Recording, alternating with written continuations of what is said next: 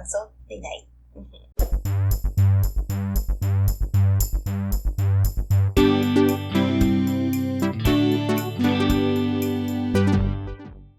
Hello peoples! We got a new area in Infinity Nikki and we have a continuation to the main storyline and I wanted to talk about it. First of all, I'm going to do a recap on where we left off previously before this new update to the story, because for a lot of us it's been a long time since we finished the last arc, I guess.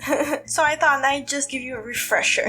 In this new It's a Land storyline, Nikki takes over the previous Saintess's life to expose docilism and to shed some light onto Ekiros, which is the original god that has been forgotten. I'm going to be saying all of the names based on what I'm hearing from the Japanese version, so I'm not sure if the English version pronounces these names the same way, so sorry if it gets a little bit confusing. Miya was in charge as the priestess and leader basically, but she disappeared once we exposed her schemes. It is greatly implied that Nikki had already been to Spirit before, either as the original Saintess, the one that asked for help in the beginning, or as just herself in a previous life. We're not quite sure. We end this story in Spira, seeing Medial going to the Boneyard with the mechanical seed in her hand, which she was going to use to inject either in the Mother's Room or in Nikki. The story doesn't make it very clear where exactly that mechanical seed is gonna go.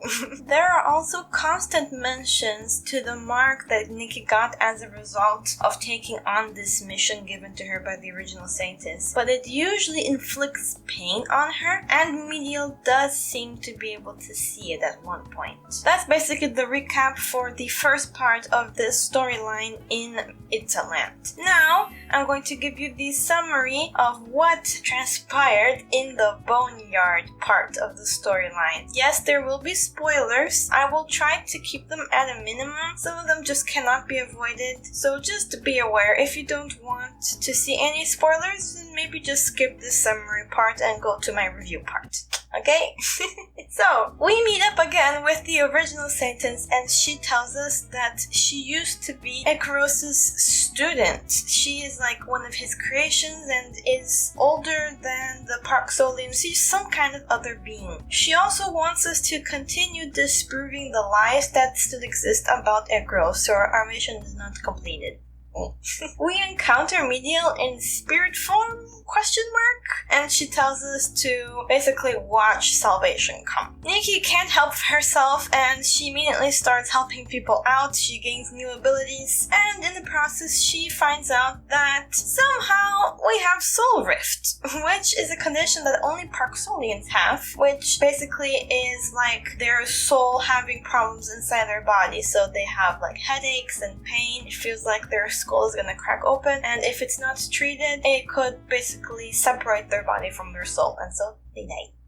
We end up meeting with Argent, who was undercover in docilism back in Spira, and he's also looking for Medial, and he has some pretty convincing evidence that Medial is still actively scheming and causing trouble. She has not completely disappeared from the map, she's just hard to find.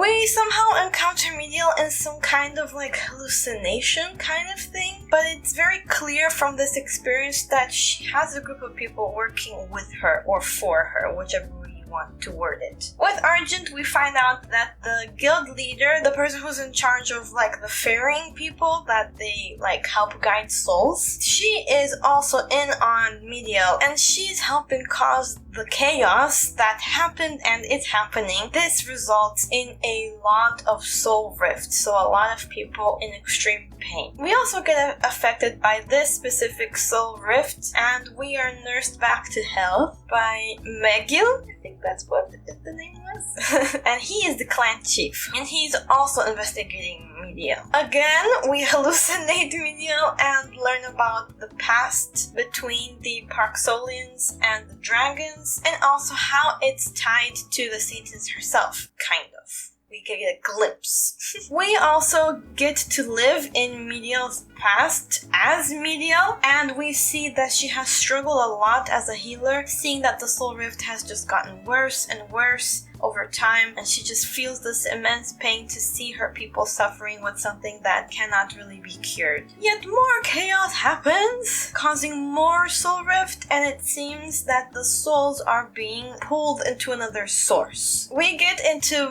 Medial's alternate reality, and we destroy the mechanism that seems to be in charge of this reality, and that brings the soul tide back to normal. I won't be really getting into what the soul tide means, but just understand that it gets back to normal and the soul rift is okay now.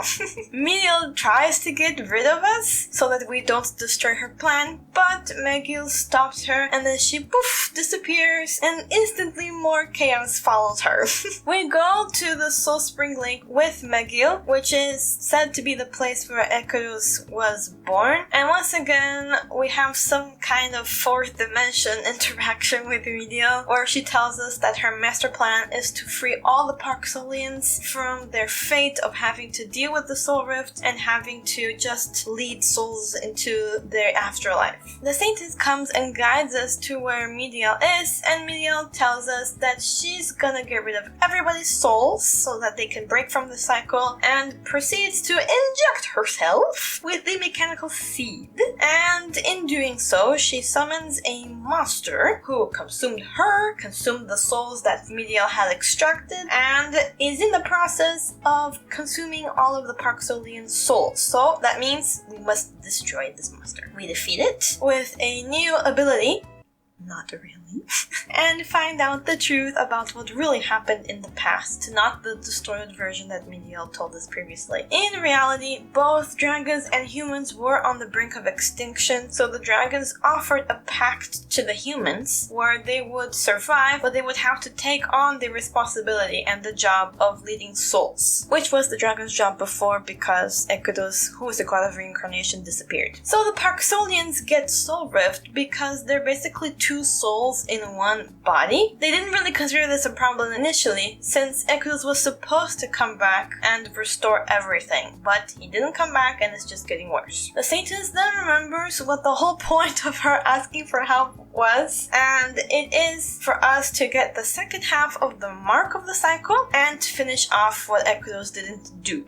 So we're instructed to go to Heaven's Reach, the legendary city of the Titans. The end. That's basically where we leave off in the story. So we know that when we get the next update to the storyline, we will be going off into Titan Land, probably meeting up with some of the people that we befriended in Spira. Now, to my opinions, starting with the pros. First off, Boneyard is very beautiful. I really appreciate the landscape, the color scheme that they put into this. It's just very serene. It feels very calm. The way that they made this world is really pleasing to my eyes. And it's full of things to do. Basically, there's many different types of activities and lots of things to interact with everywhere. There is basically no empty space. There's always going to be something to come close to reveal, or something to touch, or even mini games and things like that. The story was very captivating. It was always keeping me like on the edge of my seat, trying to figure out what was actually happening, what's behind all of this. And I cannot leave this part out because it is the truth. Argent and McGill are very attractive for me. They are both attractive in their own way, in two completely different ways. They're just very nice to look at. I took some pictures. Now the cons. The mini games that came with this update, but specifically for the event of the update, they were a lot more tiresome than fun for me. I just completed them to get the rewards. Some of them were just not fun at all. Others felt like they needed more instructions for me to be able to understand what the hell is going on. It wasn't enjoyable for me. I did experience some pretty annoying glitches. The one that really was a bummer, that really affected my game, was that after we had gone through Medial's dimension and we destroyed the mechanism that was in charge of it, we were not transported to the place where we should have gone. I was still there, stuck on her statue, so I had to literally walk all the way to the new location. It really was annoying, and this should not happen. And I had other glitches related to like mechanisms and stuff like that that also happened to me. And something that really bothered me was their use of the banner clothes. Instead of advertising the outfit from the new banner, they really should just have made a new miracle outfit. I know that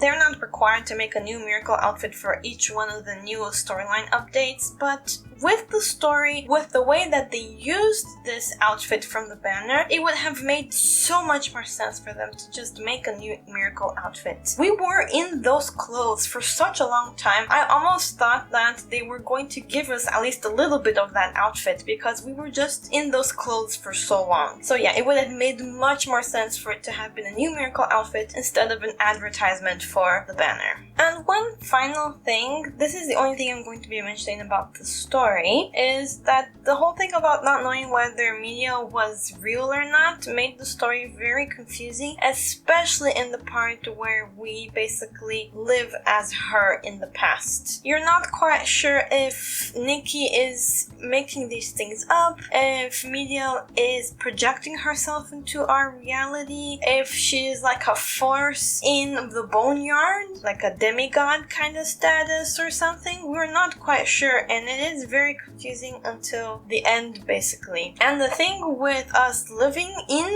her past as Media made me question whether the Saintess was actually Media or not. I believe that in the end, Media and the Saintess are two completely different people because the Saintess seems to be another kind of being that is much older than Media, obviously. But it just felt really confusing because we took on the Saintess's fate. We became her, basically. And then in the story, we also become Media. So it was just a little bit hard to keep up in that aspect. So we can come to the conclusion and give my final thoughts. I am going to wait to judge the story for the story until after we actually finish it. I have lots of opinions about the story as it is now, some loopholes or some things that are tied to the spirit part of the story that I thought were really interesting, or some parts that didn't really match up, but I'm going to keep those opinions to myself until the story finishes, because maybe they will be cleared up, maybe there will be closure, maybe there will be more explanations. So my final official judgment or review of the storyline will be kept until later, and I believe they will probably finish in the next increment in Heaven's Reach. I doubt that they will add a fourth part to the story. I really do believe that they're gonna close it off in Heaven's Reach. If they do continue it, sure, go ahead and make the story as long as you want. But overall, I did enjoy this new location. Boneyard, as I mentioned, is really beautiful, and I do find myself spending lots of time here and not being overwhelmed. And I did like the lore. Even with some of the confusing parts of it, I really did enjoy the lore that came with it, the connections to the past, and how everything is tied together. I really did enjoy that aspect of the game. I just did wish that some things made more sense. Not just the story, but the mechanisms in the game and the interactions that you have with the game, like how to interact with the world itself, like with the incense thing. I made some mistakes. I spent money on the ingredients to make the incense, and then I traded it off and I got literally 1 currency, gold I think it is, back. If they explained things a little bit better, it would have made more sense. Since there was so much introduced into this new part of the world, it would have been much better if it was better explained.